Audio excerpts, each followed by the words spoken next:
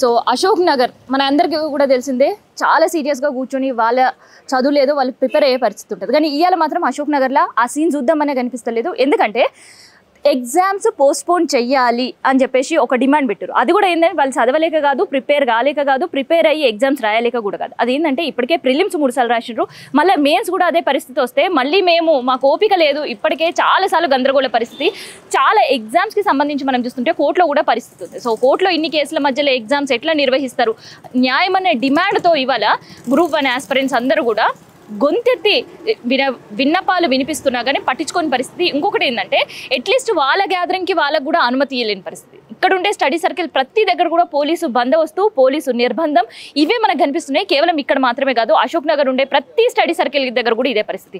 వాళ్ళు కనీసం ఛాయ్ తాగుదామో లేదంటే ఫుడ్కో లేదంటే ఇంకొక అవసరాలతో ఒక 2-3 కలిసిపోయినా కానీ వాళ్ళని పిలిచి మాట్లాడి ఎక్కడో అక్కడ చెదరగొట్టే పరిస్థితి ఇవాళ అశోక్ నగర్లో కనిపిస్తుంది.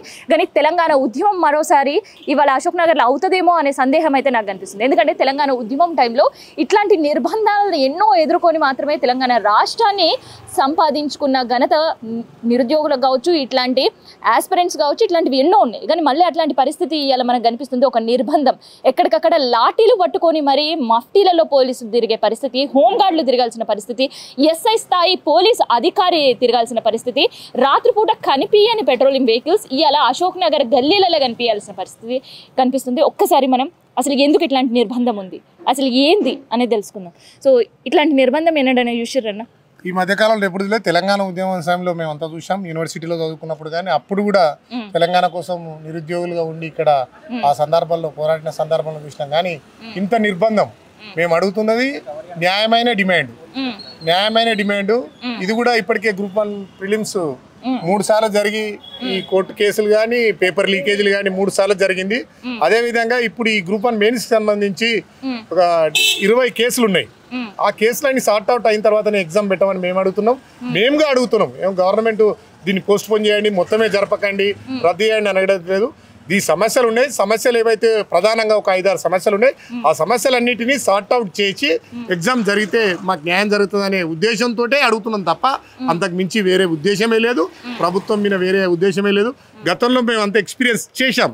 2012లో జరిగిన గ్రూప్ 1 ఎగ్జామ్ కామన్ ఆంధ్రప్రదేశ్లో జరిగిన కీకి సంబంధించి 6 ప్రశ్నలకు సంబంధించి గతంలో ఉన్న ఏపీపీఎస్సీ ఇదే మొండి వైఖరితో తెలిసి సుప్రీంకోర్టుకి వెళ్ళి కీ చేంజ్ చేసిన తర్వాత రీ ఎగ్జామ్ 6 సంవత్సరాలకు జరిగింది.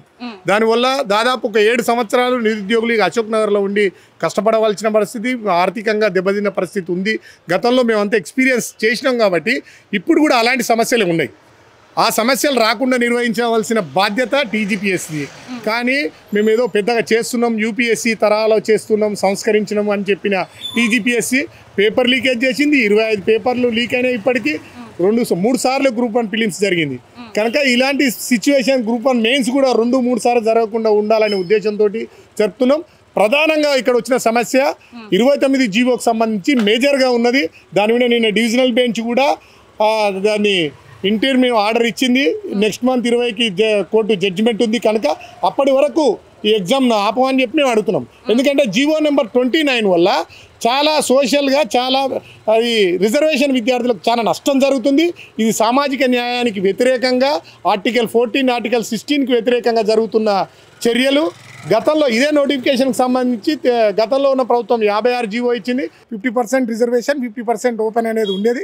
దాన్ని తీసేసి ఓపెన్లో వచ్చిన రిజర్వేషన్ విద్యార్థులను కూడా రిజర్వేషన్లో కన్సిడర్ చేస్తూ రిజర్వేషన్ విద్యార్థులకు అన్యాయం జరిగేది ఈ 29 జీవో వచ్చింది. కనుక దీన్ని కంపల్సరీ కోర్టులు కొట్టేస్తాయి. ఇది రాజ్యాంగ వ్యతిరేకం. కనుక ఇలాంటి చర్యల వల్ల ఎగ్జామ్ క్యాన్సిల్ అవుతుంది.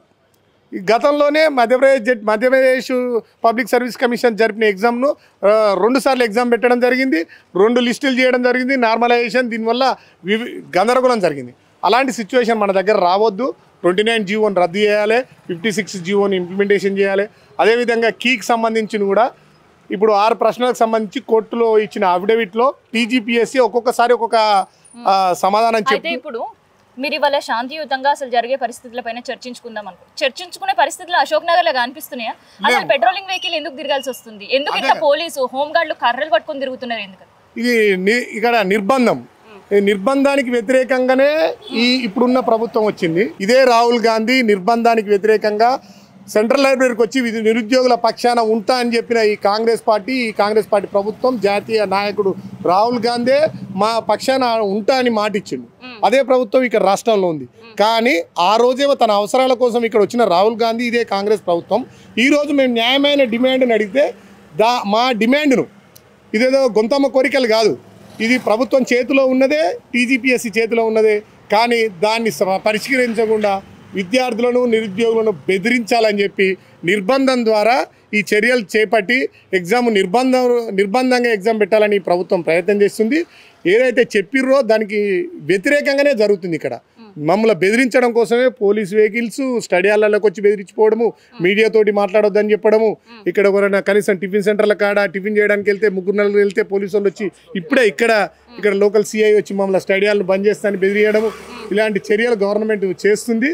ఇది కరెక్ట్ పద్ధతి కాదు. మా సమస్యను పరిష్కరించండి. మేము ధర్నాలకు దిగుతలేము, లేకపోతే విధ్వంసం చేస్తలేము. మేము ఆ అసాంఘిక శక్తులం కాదు. భవిష్యత్తులో కాబోయే అధికారులము. మా చేతుల్లోనే రేపు గ్రూప్ 1 ఆఫీసర్స్ అయితే ఒక 30 సంవత్సరాల పాటు ఈ ప్రభుత్వాన్ని నడిపించవలసిన బాధ్యత మా పైన ఉంటుంది. మేము కూడా చదువుకున్నాం. ఎప్పుడన్నా అంటే ఈ 10 సంవత్సరాల పాలనలో ఎప్పుడైనా ఇంత నిర్బంధం చూసిరా మీరు? ఈ 10 సంవత్సరాల కాలంలో ఎప్పుడు ఇంత నిర్బంధం లేదు. ఒక గత డిసెంబర్లో ఎలక్షన్స్ కన్నా ముందు గ్రూప్స్ ఎగ్జామ్స్కి సంబంధించి ఇక్కడ ఒక అమ్మాయి ఆ ప్రభుత్వం చేస్తున్న చర్యల వల్ల అసంతృప్తికి గురై అమ్మాయి సూసైడ్ చేసుకున్నప్పుడు ఆ సందర్భంలో ఇక్కడ గొడవ జరిగినప్పుడు అంత నిర్బంధం ఉండేది. ఆ ప్రభుత్వము వ్యతిరేకంగా ప్రజలకు నిరుద్యోగ వ్యతిరేకంగా చర్యలు తీసుకొని పేపర్లు లీకేజ్ జరిగి ఉద్యోగాలు ఇస్తలేదనే కదా మేము ఆ రోజు ప్రొటెస్ట్ చేసినాం. అంత నిర్బంధం ఆ ప్రభుత్వంలో ఉండే. దానికి వ్యతిరేకంగానే రాహుల్ గాంధీ గారు ఇక్కడ రావడం జరిగింది. ఇది నిర్బంధం తప్పని వాళ్ళే ఇప్పుడు మమ్మల్ని నిర్బంధిస్తారు. అదే ప్రభుత్వం, అదే రాహుల్ గాంధీని మేమంతా స్వాగతించినాం. ఇక్కడికి రాహుల్ గాంధీని తీసుకొచ్చినాం. అప్పుడున్న టీఆర్ఎస్ గవర్నమెంట్ రాహుల్ గాంధీ రానియకుంటే కూడా మేమంతా రాహుల్ గాంధీ రావాలి, మాట్లాడాలి, నిరుద్యోగుల సమస్యలు అడ్రస్ చేయాలని చెప్పినాం. ఆ రోజేమో తమ అవసరాల కోసం తమ పదవుల కోసం వచ్చిన ఈ కాంగ్రెస్ ప్రభుత్వం రేవంత్ రెడ్డి కానీ రాహుల్ గాంధీ కానీ ఆ రోజేమో మా ఓట్ల అవసరం ఉండే ఆ రోజు మా దగ్గరికి వచ్చారు. ఓట్ల పండుగ అయిపోయిన తర్వాత అధికారంలోకి వచ్చిన తర్వాత మమ్మల్ని నిర్బంధించడం కోసం పోలీసులను పెట్టి అడ్డుకోవడం కోసం ఈ ప్రభుత్వం కూడా దీనిలో కూడా ఏమాత్రం మార్పు లేదు. ప్రజా వ్యతిరేక ప్రభుత్వంలాగానే అనిపిస్తుంది. అయితే గతంలో ఉన్నప్పుడు గత ప్రభుత్వం ఉన్నప్పుడు అట్లీస్ట్ నిరసనలు తెలిపించే అవకాశమైనా ఉండేది. మీ నిరసన గలమిప్పి మాట్లాడే అవకాశం అనేది చేసినాం. లాస్ట్ టైం ప్రభుత్వం ఉన్నప్పుడు చేసినాం. లాస్ట్ టైం ప్రొటెస్ట్ చేసినాం. 1000 మంది, ఒక 5000 మంది విద్యార్థులు ప్రొటెస్ట్ చేసినా చాలా సావధానంగా విన్నారు, సమస్యను విన్నారు.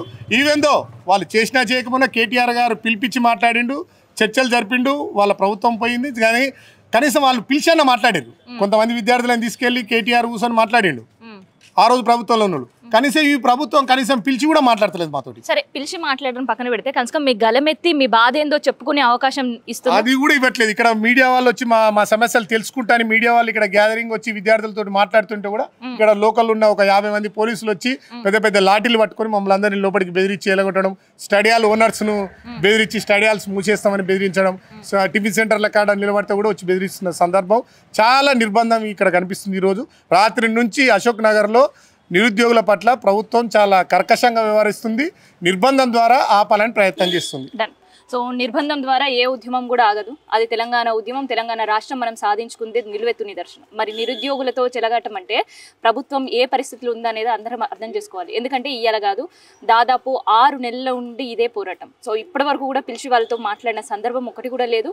ఇంకోవైపు ఇంత వీళ్ళు వద్దు ఎగ్జామ్స్ పోస్ట్పోన్ చేయండి అని చెప్తున్నా, ఇంకోవైపు ఏమో ఎగ్జామ్స్ ఎట్లా పెట్టాలనే ఏర్పాట్లపైన కూడా సీఎస్ చాలా బిజీగా చర్చలు జరిపే పరిస్థితి వాళ్ళ రాష్ట్రంగా కనిపిస్తుంది.